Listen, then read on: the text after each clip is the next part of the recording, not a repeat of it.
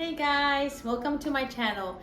My heart beats really fast for plants and I collect plants and I'm a plant mom, they're my plant babies, and I've really grown my indoor collection of houseplants. So thank you for joining me in my channel. Today I will be sharing with you guys my Peperomia collection.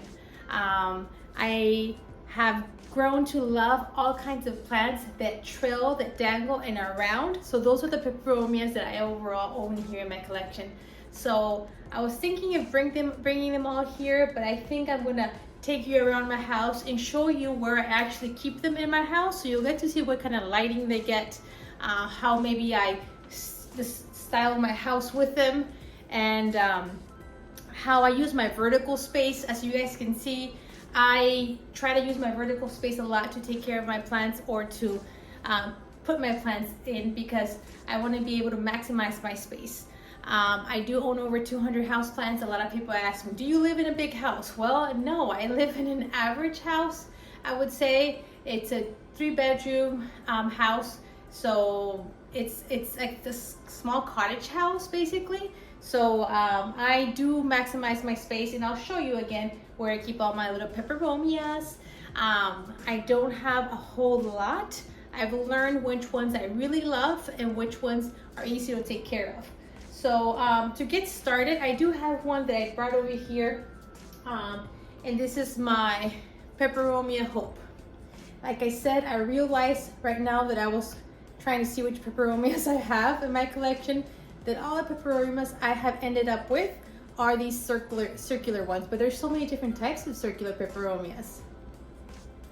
And these are nice and thick and round, so you can really feel a thickness. And I think I love that, just feeling a plant that's a little thicker. And what's nicer, again, of plants that are a little bit thicker leaves is that you probably don't have to water them as often. It's all according to each plant's a little different, according what kind of pot you have it in, how often you're going to have to water it. This one is in a terracotta pot. This is actually a propagation. I will tell you that I basically almost lost, this is propagation of the mother plant. The mother plant did die from overwatering. So at some point between my husband and I taking care of the plants, you know, sometimes we make mistakes, and at some point we know which one of us overwatered it. So we started seeing it, die off. What did we see? I'm trying to remember what we started seeing.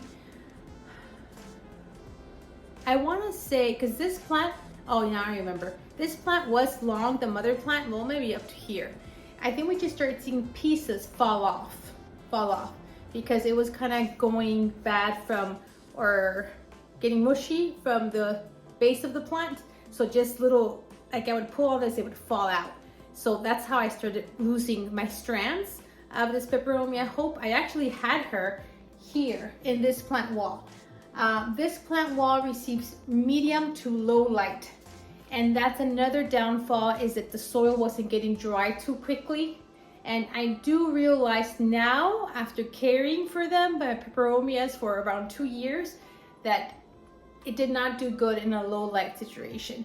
It kind of stopped growing when I put it in this low light situation. When I have it in a higher light situation, my peperomias grow a lot faster. So if you're gonna make a mistake with these, the mistake would be to underwater than to overwater. Remember, thick succulent leaves, that means that they retain some water. Now, when do I water? I water when I see that all the soil is dry, or at least 2/3 dry. And so I a lot of times just grab my plant and see how much it weighs. That's how I can tell. Like right now I can tell the soil is dry because it doesn't weigh much. That's something you're just gonna have to experiment with your plants, play with your plants. Once you water a plant, pick it up so you can feel how heavy the soil is, and then you can compare it to maybe a week or 2 weeks down the line, how it feels when it's dry, and you'll start learning that trick. But I also use a moisture meter, and I'll demonstrate when I go around to my other peperomias how I use a moisture meter to check the soil and know when to water it, when the soil is dry, because that is the question. A lot of times we might be, I don't know if it's dry or not. Yes, you can stick your finger in there, but this is my thing with the finger thing. I could only stick my finger in about 2 inches, but I do want to know how the soil is past the half point down. I do want to know if there's water down here. My finger does not go all the way down there, and I do not want to try to put my finger all the way down there. So for some people, the finger thing works, but I personally, I didn't love doing the finger thing. So I got a moisture meter, and let me go get it and go take you around my house and show you my other peperomias. You're going to want to see them. They're beautiful. Let's go. Here we are in my living room plant wall or I don't know what to call it, a plant wall. It's just my windows and my hanging plants. I have plants also on the floor. We'll see them in another video, all of them, because there's so much. I do have a plant tour there. But here is the peperomia I wanted to show you. This is my Peperomia Prostata, or I like to just say my string of turtles peperomia. So here she is. This one's been in my care for, I want to say, a good 1.5 years. And here she is. Look at all those little beautiful little circles that look like the little shell of a turtle. Isn't this the cutest plant? And I wanted to do this video because one of you guys requested it, and it is a plant that I know a lot of us go crazy about and want to get, and we get. And a lot of people have asked me, how do I take care of it? Because a lot of people have had fails with it. And I've actually owned 3. I started with a small one that I bought, then I bought 2 this size, and I recently just sold another big one like this one. And the small one that I started with, I ended up also selling it to a friend that wanted one. And I've had her for quite a bit, so I feel like I got the care of it pretty well. And I've learned. For example, do you see the turtles that are very bleached light yellow versus the ones that are darker and look really pretty? Of course, most of us wouldn't want this one as much as we would want the ones that are nice and pretty, and you can see the turtle shell on them. Like, this is a perfect little strand here. Well, what I learned is that I have to be careful with the lighting. If it gets very straight on light, it just bleaches out. This is just bleaching out of the string of the turtle shells, of the little circles. So I've now, see, I actually have it behind this piece of wood instead of having it right in front of a window. I had it right in front of a window. That's when it got bleached out. Plus, now that it's summer, I don't get as much direct sun that I did in winter. But anyways, I just found a better positioning where it is going to get bright light, but indirect. So that would be my recommendation, is don't let it get very direct sunshine, especially not afternoon light, especially not for long periods of time. You do not want it to go on for hours, because if you so, you're gonna just get bleached turtles. So the best scenario that I have found is bright indirect light. Morning light usually is softer and it's gonna be okay, but the afternoon light is what's gonna do it. So I would just say change it up to, if you start seeing this bleaching, then just move it where it doesn't get as much direct sun. What else was I gonna say? There is some few dry ones there, and I think a little bit is always normal. I guess I missed the watering here and there. So what else was I gonna say? What happens with a string of turtles is that you'll get some dropping of the little circles, especially when you just bring it home. Each one that I've bought I've normally see a lot of dropping of the little turtles, because I feel like it's gotten through shock from the travels and adapting to a new home. So don't get scared, just put it in a good position, like we've talked about, bright light, and direct, and it should settle down. Just try not to touch it too much when it's dropping its little circles. This right here is flowers. It's basically flowering, so that means it's happy. I do get a lot of these flowers right now. It's not as much as normal as what I do see, but I have come and I've trimmed them down. People sometimes have mentioned that if you take it off, it's going to help it grow. See, pulled it off. Grow faster. And it makes sense because when it is actually giving a flower, which is not that pretty, it's actually losing a lot of energy. So if you take them off, then it can focus more and building more leaves. These are not, I don't know, I wouldn't call them leaves, but little shells. So when I remember and I can, I come and I do this. But honestly, I haven't done it in a long time. And all of a sudden I've noticed it get longer. But maybe if I did it more often, it would be fuller at the bottom. You see how just some are long, but not all of them. So yeah, that's a little good recommendation. This flower is not gonna do you any good inside your house. So you can just go ahead and take it off so it can focus more on growing. Okay, so right over here, let's come along and let's keep enjoying these plant beauties. And let's go right here. Let me show you right here. Do you know what this is? This is not as popular. And yes, this is called a Peperomia white cloud, and there's another name for it, and I'll put it here on the bottom. I found this at a big box store and I wasn't sure. I had never seen this before. It reminded me of the string of turtles because it's small little circles, but see how there's variegation? Some look yellow and some look white. Look at that. I have the white ones, I have the yellow ones, and then what's interesting, the some are just green. The stem is red, kind of like you see the stem is red? Like the string of turtles or the prostata. So it is Peperomia, but just a different type, and not so common, I would say, to see it here in the US. At least it wasn't for me. And yeah, I gotta clean all of this. This is part of, you know, messy plants, so it can get a little messy, and these are probably, yeah, maybe little strands, little flowers that fall off once in a while and gotta come and do a cleanup, but that's okay. Look at this. Look at this beauty. This side is green, a deep green, with the little strands poking up that are growing, that are happy, and are red. And then we come right over here and we get more of the variegation. Look at this side. Look at this. Isn't this a fun plant? So basically I treat it the same way as a string of turtles. It's been happy. It's been happy. This is a big pot.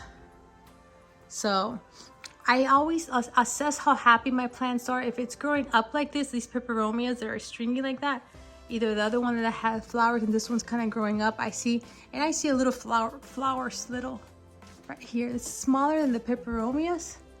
You see right there? It's smaller. It's not as long, that little flower, but it's there. When I see that, it makes me know that it's happy, which is great. I'm happy too if she's happy. So yeah, if you ever see this one in a big box store, I've been happy with it. I can't wait. Well, she's grown, but I can't wait until she's just like overflowing. So as you see, I have these little plastic things here for a lot of my plants because it's very hard to take them out of these macrames and water them somewhere else and bring them back. So I have learned how to water them in a place, and I know it can be dangerous, but what I would recommend is when you water it and you see a little excess come out here, stop watering, and you should see it drink up the excess water. If it does not drink up the excess water, then you have to pull it out. But I just do not overwater, so I don't get a lot of puddling in the bottom. Just a little bit is okay, but not a lot of puddling. If you do, then it's going to be sitting in water and can cause root rot. This one likes to dry out between watering. So again, I let it dry completely. Let me go get my moisture meter and try to demonstrate how to do that. So this is my moisture meter. This is what I recommend to everybody, and I will keep showing it in this video and many of my videos so you guys can, I'll share this tip of my highly recommended. I'm not recommending the brand per se, but a moisture meter. This one has been very good for me, and I just kind of randomly chose one a couple of years ago. So basically I bring it up here. You see how it measures. There's a dry, moist, and wet, okay? So again, I'm saying I'm not gonna water until it reaches dry. So when I'm not sure, especially for this plant, I can't lift it up and see how much it weighs. It's so full, I can't really stick my fingers. So I stick this. Oops, you see, you're reading it here? It's moist, 5 to 6. So no, I'm definitely not gonna water it. It's in a perfect spot. It's happy, it has moisture, but it's not overly wet too. So that's really good. So that's it. I wouldn't water it until it measures dry. Okay, I have one more peperomia to show. We're coming to my outdoors table. I've shown you guys a little bit of this space that I've been working on, and I have a very shaded backyard, but then we get some little bit of rays of sunlight like you see right now. And I think it's perfect. Ooh, just got wet. I think it's perfect. Resembles a jungle. So my peperomia has been doing very good outside, guys. I'll be honest with you. You see, this is a different type of peperomia. It's not a trailing little circles. It's still kind of circles. Actually, these beautiful shiny hearts. But I'll be inside my house. This plant has kind of gone up and down, and that's what's happened with some of my peperomias. They grow upright like this. They'll be doing great, and all of a sudden they go downhill. But what I've noticed is that bringing them outside when it's spring, summer, and fall, they do great. So this is one that basically was dying on me, and I'm trying to remember. I think I kind of forgot about it. I didn't do very good with my waterings. It got pests. I took it outside. It lost most of its leaves. I kind of just basically almost gave up, but I actually cut out, and this is also how you propagate it. I propagated this one. This is basically a propagation of my mother plant too that was dying. Because again, like I mentioned, of those things that happened. So before just throwing it out, I still had basically a stem with maybe a leaf or two on the top, but I had lost most of the leaves from the bottom. So I just kind of cut it, like as if right now, if I cut this part and I stuck it in soil and I left it outside, gave it proper waterings, and it perked back up and it got gorgeous. Right now I can feel it already and tell that it needs water. I can touch it, and the leaves are not as thick as they normally are. They're not as plump, and the soil, I can pick it up and feel that it's dry. But I'm gonna demonstrate and show you guys just with my water meter. Bring it in here. See, dry, completely dry. So this one definitely needs a watering. And I'm gonna go ahead and talk about fertilizer. I do fertilize, my houseplants, spring, summer, and fall, and I usually I've tried different things, and they've all done very well. And that I've tried, I've done fish fertilizer when I got started, fish emulsion, but then I stopped because they stinks. It's true. And then I started using liquid dirt, and that's kind of what I do most of the time. I actually have a little drop of liquid dirt in this water right now. And I've used Ascamat to a lot of my soils. I've placed some pebbles on top of the soil just because it slowly releases, and if I don't want to put it in the water every time, that's an easy way. And that's so far what I've tried. All my plants have done pretty good, but you do have to fertilize your plants. Your plants are not growing. A lot of times you need to add something to the soil because it already ate all the nutrients. So you have to add something, especially when they barely come from the nurseries. Are usually doing good because they have good fertilizer on. But once they've been in your care for a few months, you should add some fertilizer, and just follow the instructions. Anyhow, this one, obviously, again, another thing that we have to know is that, and I'm saying this for people that are just starting, your pot has to have holes in the bottom. So you see how it drained out? That's perfect. Right now I'm outside, so it doesn't matter if things get wet, but that's what you want to see. You want it to fall out. Now if you had to catch little plastic indoors, that's fine too. You can let it sit in that water for a good 30 minutes to an hour. I don't think you have to be so precise, but you don't want to leave it there for like 24 hours. That'll be too much time. See, I'm watering it again. Why? Because since I don't have a catch pot, that water ran through and it didn't really completely soak the soil. So in this occasion, because I don't have that bottom catch pot where it can pick up the excess water and make sure it soaks up all the water that it needs, because once you water, you want to do a thorough watering. So the trick is letting your plants dry out, but once you water, don't be light in the watering. Make sure the soil is completely saturated. That's not going to hurt the plant.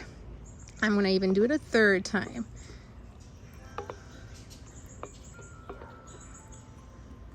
I want to make sure all of that really waters. If you had a clear pot, you would be able to see how my first watering, only part of the soil looked moist. Second, third, you got a little bit more moist. I've done that with my clear pots, and you're able to see why this is important. So now it's heavy. That means the soil is wet, and that's it. I'm gonna not worry about it. Another thing that is recommended, this one's gotten a little bit of burnt because I do have it outside, and I guess sometimes it does get very strong light, but it's okay. Another thing that's recommended is come and wash the leaves. This one's outside, so it gets rained on, which is good too, but your indoor plants don't get rained on, so in nature they would get cleaned.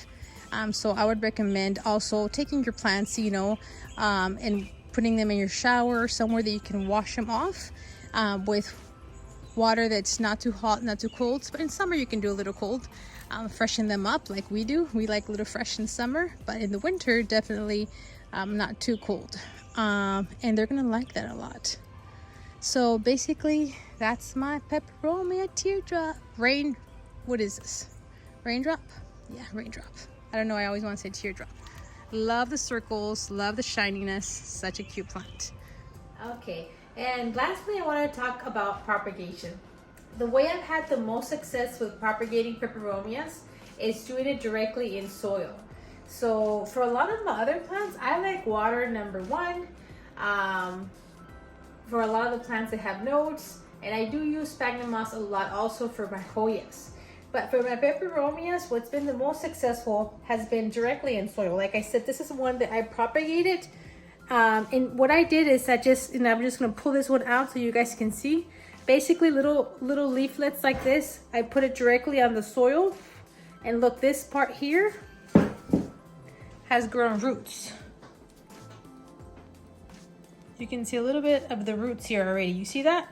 So this eventually will start giving a little runner. Basically all of these started just like that, little leaflets, and then started growing little runners. So with a string of turtles, you can basically do the same thing. You can even get a little strand like this and put it directly on top of the soil with the little turtles facing up, and it should start like rooting. What I did is that when I did this one here is that I basically did light waterings on the top. I try to keep it moist, but at the same time, if I would let it dry out, it's not the end of the world because these retain moisture. But basically light waterings, especially at the beginning when you're trying to encourage root growth. You do want to have some kind of soil that is very airy. I want to say I mixed a little bit of succulent soil for this one with regular potting soil with perlite. I just wanted to make sure it was airy enough, especially because I had gotten root rot before. Some of my like my string of turtles, I've honestly kept it on the soil that it came with. I monitor my plants, and if I see they're doing good, I don't bother with changing the roots, the soil out. Oh, my dog's like walking in the stairs, in the chairs, and I don't want her to fall off. Are you okay, baby? Stay right there.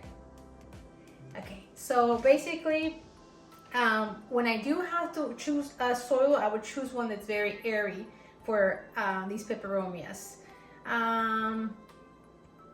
The roots are very thin, so you gotta be careful when you're repotting them because you don't wanna break those roots as much as possible. Be gentle, be careful. But there you go, that's my little, so far, my plant journey with my peperomias, how I've taken care of them. These are the ones that I've had the most success with, and they're one of my favorites, the ones that are just circles and they trail down. This one day is going to be really long again and trailing. So you got to see it today. You got to see my other peperomias. I'll be making more videos of my other plants, my other genus of plants that I have that I love, and how I take care of them, so we can learn together. You guys share please in your comments, what are your favorite peperomias? And what's your best way to propagate your peperomias? I think we can all learn from each other. I hope this helps everybody by reading the comments in the plant community. Thank you. Until the next video, thank you for watching. Don't forget to subscribe and give it a thumbs up and all your positive comments. and instructive comments always help. Bye!